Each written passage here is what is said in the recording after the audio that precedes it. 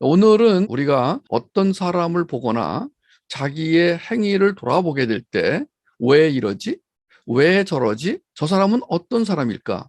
나는 어떤 사람일까? 이런 질문들을 하게 되는 그런 상황에 처할 때 우리 자녀들이 도움이 될 만한 강의를 해드리도록 하겠습니다.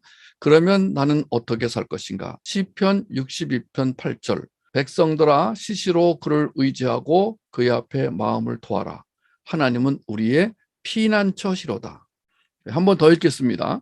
백성들아 시시로 그를 의지하고 그의 앞에 마음을 토하라. 하나님은 우리의 피난처시로다. 백성은 우리를 말하는 것입니다. 하나님의 백성의 줄임말이죠. 그 다음에 시시로는 언제든지, always, anytime 하나님을 의지하고 하나님 앞에 마음을 토하라. 이 토한다는 것은 안에 있는 모든 것들을 좋은 것, 나쁜 것, 싫은 것, 아픈 것, 슬픈 것, 괴로운 것, 찝찝한 것, 답답한 것, 모든 것을 하나님 앞에 그야말로 진짜 이 체한 사람이 으악 하고 토하듯이 꺼내라, 꺼내라 이런 말이죠. 담아두지 말아라. 그리고 그걸 아끼지 말아라 이런 뜻입니다. 하나님이 우리의 피난처시란 것은 뭐 말하나 마나죠. 우리가 가서 안길 곳, 우리가 가서 주님에게 도와달라고 할 곳, 우리가 가서 울 곳, 우리가 가서 웃을 곳, 우리가 가서 대화를 나눌 곳, 외롭고 힘들고 어렵고 쓸쓸할 때마다 하나님을 피난처로 하라 그분에게로 가시는 여러분이 되기를 바랍니다. 첫 번째로 우리가 봐야 할 사람은 낸시 랭이라는 이분을 보도록 하겠습니다. 하나님을 정말 사랑한다. 저만큼 하나님을 사랑하는 사람도 없을 것이다. 내가 하나님을 사랑한다는 게 거짓말이든지 아니면 뒤에 이런 행동을 할 때는 신앙을 가졌으나 뭐가 문제가 있다. 그럼 그 문제가 뭘까? 우리가 알아봐야 되죠. 우리가 어떤 사람을 막 함부로 비난하기 전에 저 사람 왜 저럴까? 이런 마음을 갖는 것은 참 소중한 마음이라고 생각합니다. 우리 자녀들은 그렇게 살았으면 좋겠어요. 내 마음에 안 드는 사람이 있을 때 저 사람이 왜 저러지? 이거는요, 긍휼의 마음에서 일어나기를 바라는 것입니다. 제가 왜 이분이 왜 이럴까? 베니스 비엔날레에 가가지고 이상한 행동을 했던 게 이해가죠? 베니스 비엔날레에 초청장을 냈는데 거부당했어요. 그런데 절박했어요. 왜냐하면 엄마의 병 간호비를 자기가 내야 되는 상황인데 돈을 벌려면은 유명해져야 되겠다. 유명해지기 위해서는 어떤 짓이라도 해야 되겠다. 그래서 가서 겨우 거의 알몸 상태로 그렇게 했던 게 알고 봤더니 절박한 상태에서 이렇게 해서라도 유명해진 다음 돈을 벌어서 엄마의 어마어마한 막대한 병원비를 대야 되겠구나. 자, 그런데 문제가 있습니다. 바로 어머니와 너무 밀착되어 있는 거예요. 그것을 우리는 사람에게 깊이 매어 있는 상태, 묶여 있는 상태, 다윗과 밧세바의 상태. 영어로는 코디펜던시라고 하는 깊은 관계. 그런데 동반 의존 상태에 있던 그 어머니가 돌아가시자 완전히 삶의 의욕을 잃어버리고 말았어요.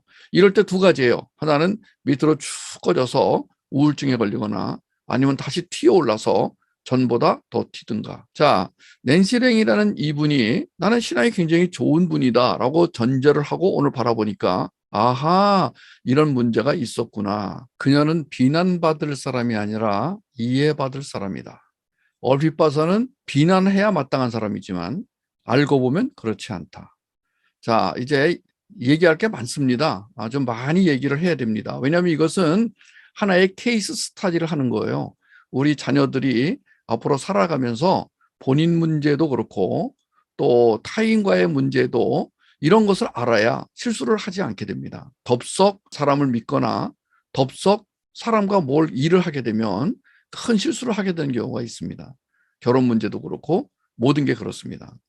물론 우리는 사람을 믿어야 되지만 그러나 그 믿는다는 것이 모든 것을 다 믿는 것이 아니라 하나님의 사랑으로 이해하려고 하는 이런 자세가 좋은 자세지 무조건 믿고 의존하는 것은 굉장히 위험합니다. 저는 여러분들의 자녀가 이 세상을 살아나가면서 가장 중요한 문제가 뭐냐면 사람을 알아보는 것 그리고 자기 자신에 대해서 올바로 상황을 평가하는 것 이건 굉장히 중요합니다. 낸시 랭을 보면은요 뭐 복잡한 관계지만은 아주 단순하게 좀 보면 이렇습니다. 깊은 상처를 가지고 있는데 낸시 랭에게 영향을 끼친 두 권위자를 보면은 무책임하고 도피적인 아버지, 그리고 무책임하고 공격적인 어머니. 이 공격적이라는 것은 여장부로서, 그리고 남편을 내버려 둔 채 사업을 하기 위해서 미국을 10번 이상 갈 정도로 아주 적극적이고 공격적이고 돌파적인 이런 어머니. 그래서 아버지에게는 버림받았다라는 깊은 상처를 가지고 있고, 어머니에게는 동반의존 상태에서 내가 엄마를 돌보지 못하고 엄마를 떠나가게 했다. 전형적인 동반의존. 이것을 좀 더 자세하게 그린다면 이렇게 되겠습니다. 지금 다림줄로 본다면은 다림줄에서 아버지는 전형적인 왼쪽에 있는 분으로 보입니다. 그래서 이 아버지는 10번 이상 가출을 했대요. 그리고 마지막에는 돌아오지 않았답니다. 그 이유는 그 어머니가, 즉 이 아버지 입장에서는 아내죠. 이 아내가 너무 무책임하게 나에게 블레임, 말하자면 불평을 하고 자기 문제를 다 남편에게 다 그냥 갖다 앵기고, 그러면서 친정 식구들을 위해서 돈 다 쓰고, 그리고 자기는 굉장히 괴롭히고, 그래서 견디다 못해 도망을 가버리는 거죠. 그게 한두 번이 아닙니다. 그러니까 전형적인 도피형입니다. 근데 이 어머니는 모든 공격을 남편에게 다 했습니다. 그러면서 딸은 금리야 오기야 길렀어요. 굉장히 위험한 가족이죠. 여러분 혹시 이런 비슷한 일을 하시면 안 됩니다. 부부 사이가 나쁜데 자식을 대안 삼아서 남편 대신 아들을, 아내 대신 딸을 대안 삼아서 삼각관계가 만들어지면 굉장히 위험한 가정이 됩니다. 여러분 그런 문제가 있으시면 오늘 한번 잘 생각해 보시기 바랍니다. 그래서 낸시 랭에게는 슬픔, 자기연민, 자기증오, 우울, 무관심, 열등감, 불안정, 실패감, 죄책감, 희미해짐, 죽어감, 절망, 낙심, 꺼짐. 이게 바로 자살로 가는 거죠. 근데 또 오른쪽 벽돌이 있어요. 적개심, 특히 아버지에 대한 적개심 대단합니다. 자만심, 나의 미모, 나의 몸매를 가지고 내가 사람들에게 어필해서 돈을 벌어보겠다. 자만심이죠. 그 다음에 본인의 잘못에 대해서 사과를 하는 것이 아니라 궤변을 늘어놓습니다. 자, 이러면서 심적 고조와 심적 저조, 전형적인 우월감, 경쟁심, 군림, 완고함, 조종, 고집, 가르침 받기 싫어하고, 망상, 쓴뿌리, 비판적, 지배욕, 소유욕. 여러분 이렇게 양쪽 벽돌이 선명하게 드러난 사례가 별로 없는데, 제가 이 낸시 랭을 보니까 뭐 본명이 해령인가 봐요. 해령을 보니까 아주 뭐 전형적으로 이렇게 드러납니다. 뭐 이것은 오해하지 마세요. 우리가 참 이런 훈련을 통해서 사람을 잘 평가할 수 있어야 돼요. 그 사람을 돕더라도 평가한 다음에 도와야 돼요. 무조건 뭐 돕는다. 그래서 그 사람에게 뭐 재산도 갖다 주고 뭐 먹을 것도 갖다 주고 뭐 그냥 내가 인정을 다 베풀어서 돕는다. 이거 위험합니다. 언젠가는 그 사람으로 인해서 큰 상처를 받을 가능성이 높습니다. 자, 우리가 지금 이런 공부하는 것은 다른 사람의 문제보다도 나에 관한 문제입니다.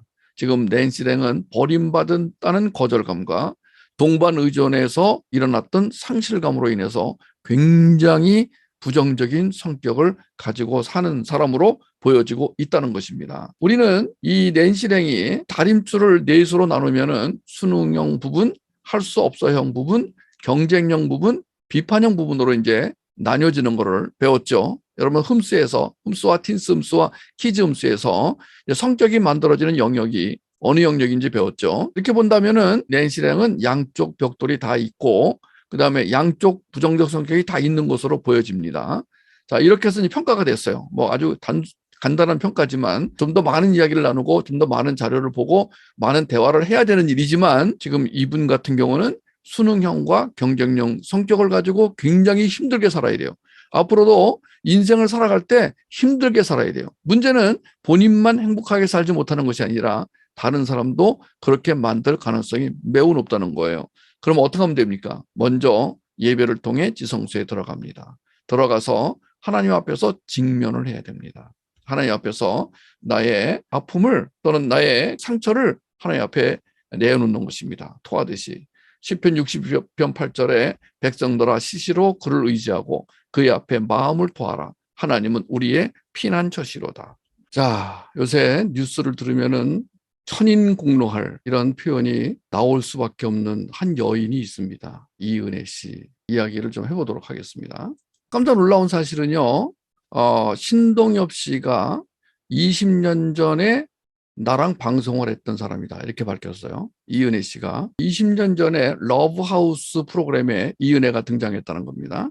그때 이렇게 어렸었는데 그때 이은혜가 너무 가난해가지고, 너무 엄마 아빠랑 사는데 가난해가지고 신동엽이 진행하는 러브하우스 프로그램을 통해서 집을 지어줬다고 합니다.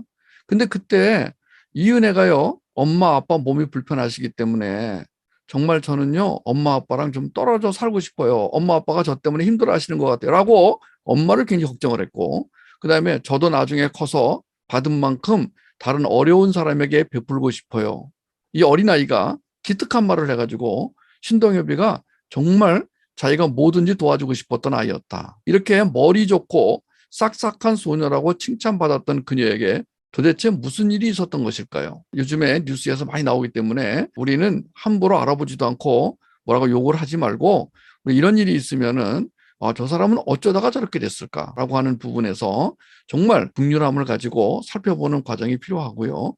이 사람이 기독교인이든 아니든 하나님의 백성이든 아니든 간에 우리는 사람들을 일단은 그렇게 한번 이해하는 선에서 좀 돌아보는 게 필요할 것 같습니다. 저한테 양육을 받으신 여러분들은 이제 그런 한 단계를 거쳐서 상대방을 먼저 이해하고, 그 다음에 두 번째는 어떻게 그 사람을 도와줄 수 있을까? 물론 내가 도와주는 것이 아니라 진짜 도와줄 수 있는 하나님께로 데리고 나가는 것이죠. 자, 하덕규 목사님, 무엇이 그분을 이렇게 변화시켰나? 목사 되기 전에 우리 나준 울타리에 와서 직접 간증을 한 적이 있었습니다. 그러면서 이 한계령이라는 이 노래를 어떻게 해서 만들게 되었는지 본인의 입으로 말씀을 했습니다. 지금도 선명히 기억이 납니다. 어머니, 아버지가 이혼한 뒤에 너무 힘이 들어서 이제 어머니 만나러 인천에 가고 아버지를 만나러 강원도를 가야 되는데, 그 옛날에는 이제 강원도를 가려면은 한계령을 넘어가야 됐습니다.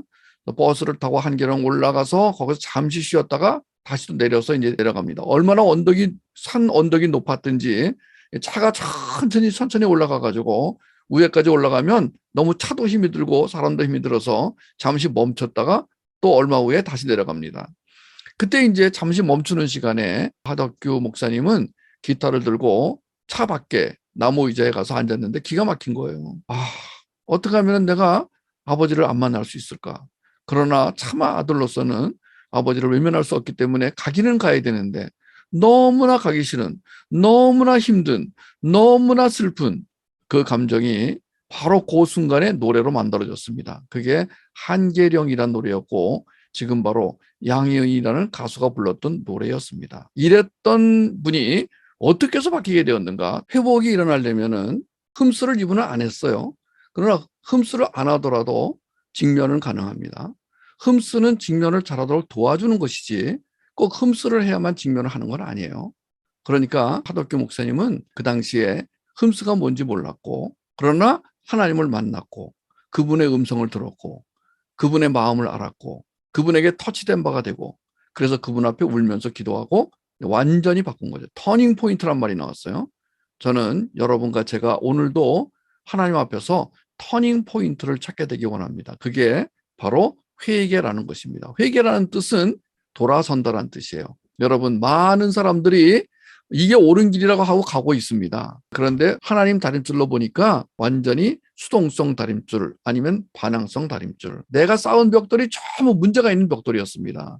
그 벽돌로 인해서 나는 부정적인 성격을 가지고 슬픔의 나날을 보내고 있었습니다. 그런데 사람들이 어떤 말을 해도 들리지 않았는데 하나님 말씀하시자 내 안에 있는 생명의 영이 반응하기 시작했다는 것입니다. 자, 오늘은 그 반응을 일으킨 사람도 있었고 아직까지는 그 반응을 경험하지 못해서 우리가 보기에도 안타까운 사람들이 있다는 것입니다. 오늘 여러분들은 하나님의 축복 가운데 들어오셔서 하나님의 음성을 듣고 터닝 포인트로 삼는 그 어두운 자리에 있지 마시고, 사람에게 이용당하지 마시고, 사람에게 묶임당하지 마시고, 사람 때문에 절망하지 마시고 다시 일어나서 하나님을 향하여 일어나시기를 주의 이름으로 축복하고, 모든 자녀들은 하나님 안에서 건강하게 사시기를 바랍니다. 부모님이 상처를 혹 준다고 하더라도 그 상처를 빨리빨리 가져가서 하나님 앞에 가서 풀어버리고, 부모의 상처 때문에 평생을 힘들게 살아가는 어린이가, 우리 중고등부가, 청년이 한 명도 나오지 않게 되기를, 오히려 부모가 준 상처를 뛰어넘어 다윗처럼 회복의 은혜를 가지고 그 아름다운 시편을 써내고 그 아름다운 찬양을 하고 마지막에 하나님이 내 마음에 합한 자다 이렇게 말씀했던 그 아름다운 삶이 여러분과 여러분 자녀에게도 일어나게 되기를 주님의 이름으로 축복합니다.